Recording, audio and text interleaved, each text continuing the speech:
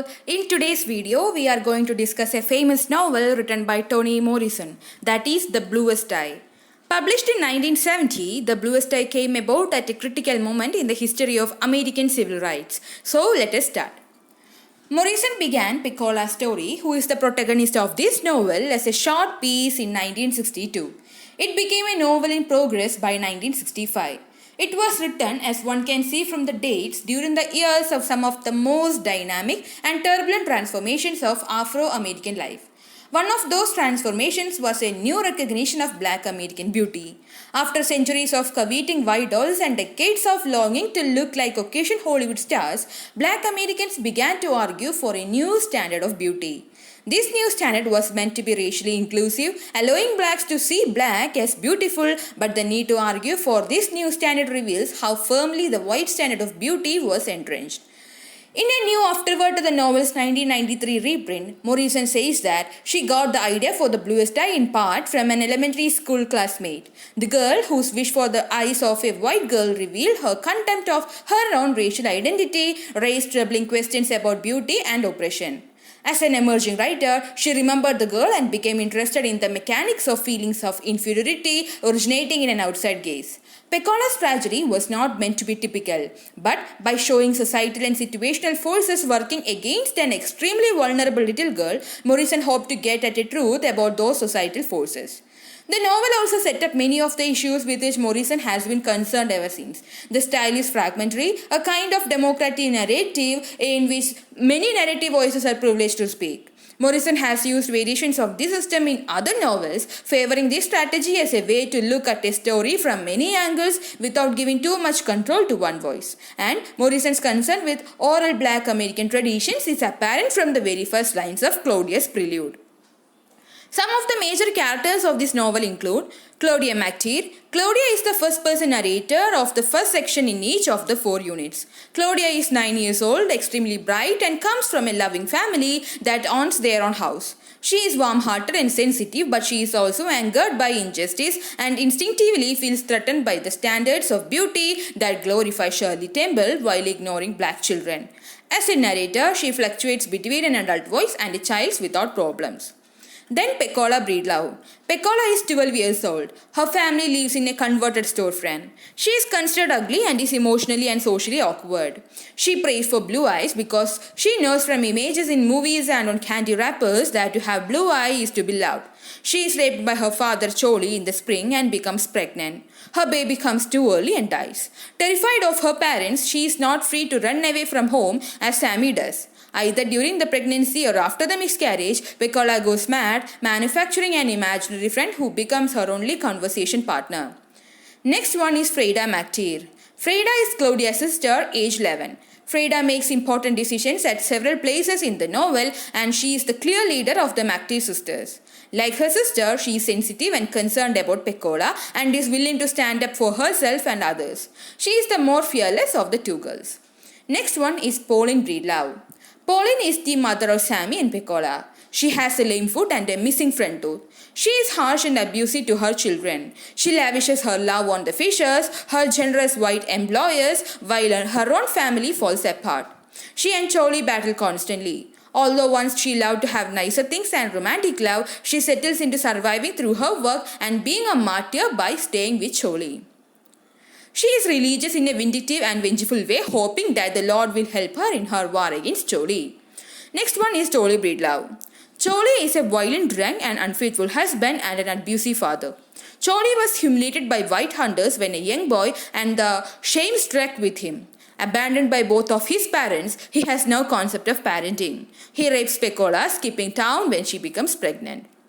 Then Mrs. McTeer. Mrs. McTeer is the mother of Fred and Claudia. She is not an indulgent mother, but she is fiercely protective and loving.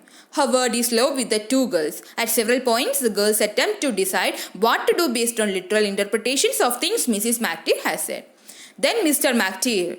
He is Fred and Claudia's father. Like his wife, he is a harsh but loving parent. Next one is Sammy Breedlove. Sammy is an unhappy and young teenage boy, constantly in trouble, constantly running away from home for months at a time. Unlike Pecola, he has freedom as a male to escape the Breedlove's miserable home life. Then, Soaphead Church. Soaphead is a man of mixed white and black ancestry from the Caribbean. He is the town fortune teller, in addition to being megalomaniacal pedophile who plays God. His magic is the final snap that breaks Pecola's sanity. Next one is China, Poland and Mary. These are the three prostitutes who live upstate from Pecola. Pecola seeks refuge in their company when her family is too unbearable.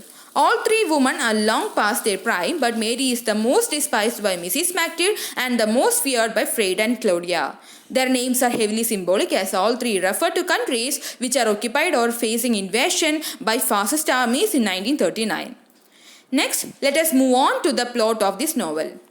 The Bluest Eye is split into an untitled prelude and 4 large units, each named after a season. The 4 larger units begin with autumn and end in summer, with each unit being split into smaller sections. The first section of each season is narrated by Claudia McTeer, a woman whose memories frame the events of the novel. At the time that the main events of the plot take place, Claudia is a 9-year-old girl. This device allows Morrison to employ a reflective adult narrator without losing the innocent perspective of a child.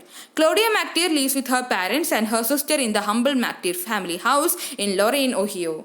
The year is 1939. The novel's focus, however, is on a girl named Pecola Breedlove. Pecola, we are told in the prelude, will be raped by her father by novel's end. The prelude frames the story so that the reader knows from the beginning that Pecola's story ends tragically. The Breedloves are poor, unhappy and troubled. Their story seems in many ways to be deterministic, as they are often the victims of forces over which they have no control. Their situation is a powerful contrast to the McTeers, who are of slender means but have a strong family unit. The McTeers also seem to have much stronger agency and are never really passive victims in the way that the Breedloves are.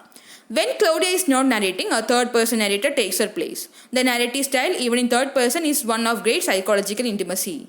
The third-person narrator of The Bluest Eye is not dispassionate observer, but one who gives insight into the thoughts of characters and occasionally interprets events in a very explicit manner. The sections narrated in the third person are all focused on some aspect of Pecola's life.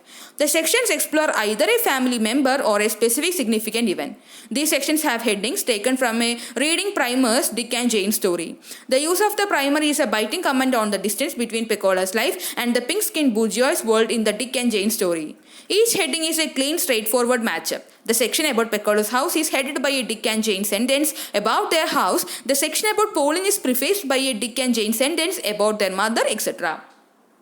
The basic plot is very simple. When Charlie Breedlove, Pecola's father, attempts to burn the house down, Pecola is sent by social workers to stay temporarily with the McTeers. Claudia and Freda befriend the girl, who is lonely, abused and neglected. While staying with the McTeers, she menstruates for the first time.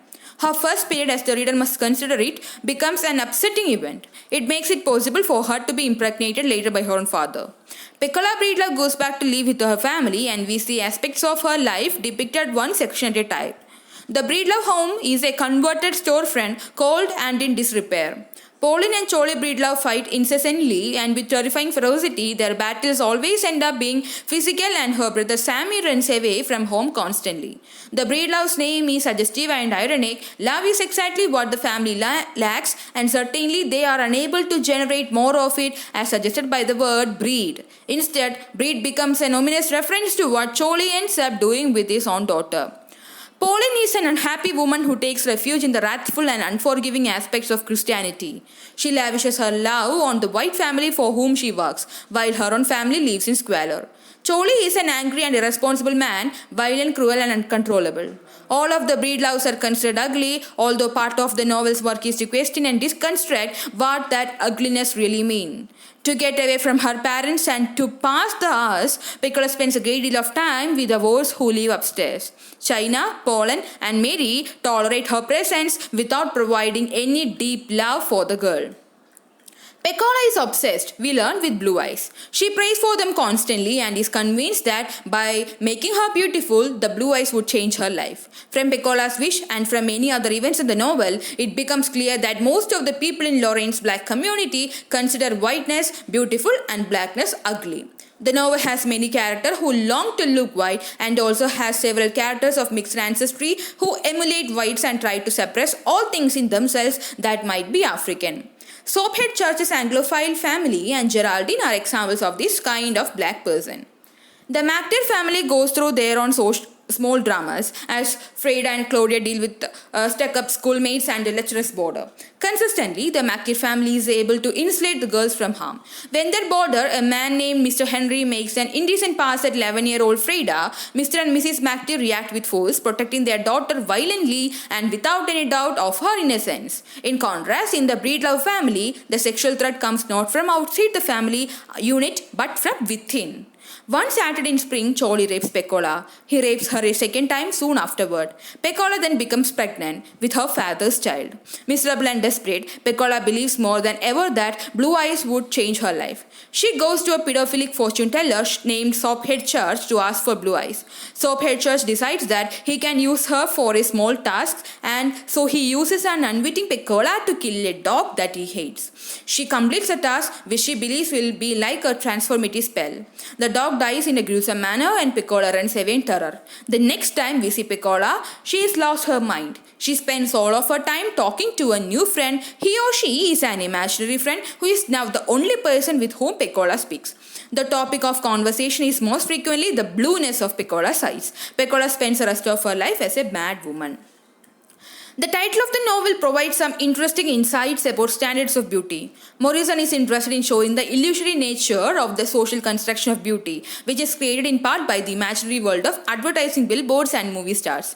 The title uses a superlative of blue because at the end of the novel, when Pecola has gone mad, she is obsessed with having the bluest eyes of anyone living. But the title also has I in the singular by disembodying the I. Morrison subverts the idea of beauty or standards of beauty, tearing the idealized part away from the whole, creating a beauty icon that is not even human.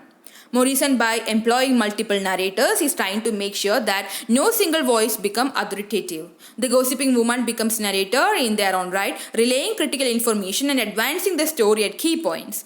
Claudia's perspective is balanced by the third-person narrator and Pauline Breedlove's narrative for parts of one of the middle sections of the novel. This method of multiplying narrative perspectives also demands more active participation on the part of the reader, who must reassemble the parts in order to see the whole. Morrison is still working somewhat clumsily with this type of narrative in The Bluest Eye. In later novels, she has a chance to experiment and refine her forms further.